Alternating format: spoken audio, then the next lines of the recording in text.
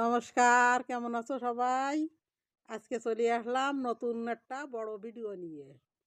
তার জন্য প্রথমে চাল ধুয়ে আড়িতে দিয়ে নিলাম, দেওয়ার পরে আলু কাটিয়ে নেব আলু ভাজার জন্য। তারপরে হচ্ছে আলু কুটিয়ে কলা কুটিয়ে নেব।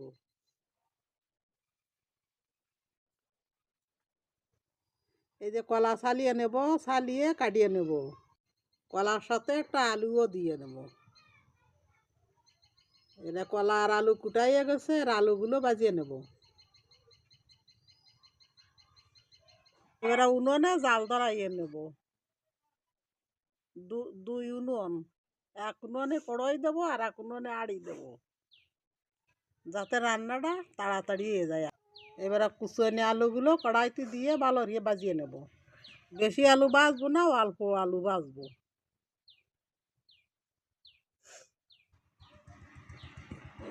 তরকারি রান্নার জন্য আলু আর কলা বাজিয়ে নেব, তাহলে আর কলার তরকারি কালা হবে না। আর কলা আস্তে আস্তে বাজিয়ে নেবো। বাজাইয়ে গেছে, এরা পরিমাণ মতন জল দিয়ে দেবো। জল দিয়ে কাঁচা তরকারিতে জাল দেওয়ার জন্য এই কাঁচা জলগুলো বাটিয়ে নেব। বাটিয়ে দিয়ে দিলাম হলুদ, লবণ সব কিছু দিয়ে নাড়াই ছাড়াই নেব।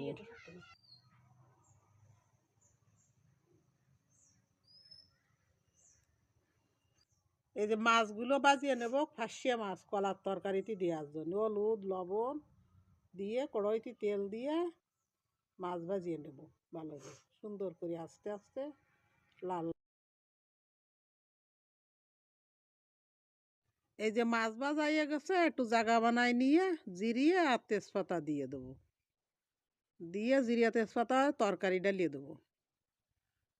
তরকারি ডালিয়ে দিয়ে সুন্দর করে একটু জাল দিয়ে নেব। এই যে আলু কাটিয়ে নেব, আলু কাটিয়ে ওই তরকারি হয়ে গেছে, নামায় নেব। এই যে নামায়ে কত সুন্দর রং হয়েছে। এই যে বড় মাছ, এই মাছ হলুদ লবণ দিয়ে কড়াইতে তেল দিয়ে গরম হয়ে গেলেই মাছকে নাড়াই ছাড়াইয়ে সুন্দর করে মিশিয়ে নিয়ে তারপরে আছে বাজিয়ে নেব।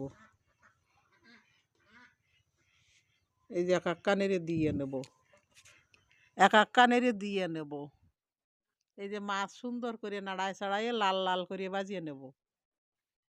বাজাইয়ে গেলেই মাছ খান গাবলায় উঠিয়ে নেব।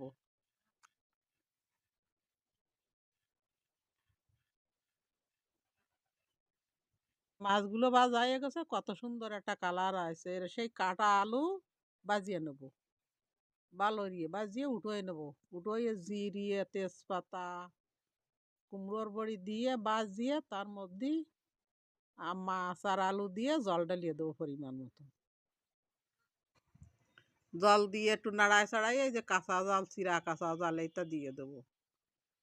দিয়ে হলুদ লবণ দিয়ে ভালো রে সুন্দর করে জাল দিয়ে তরকারিটা ডালিয়ে নেব। আজকের ভিডিওটা এই পর্যন্ত। যদি ভালো লাগে একটা লাইক করো, পাশে থাকো, ভালো থাকো।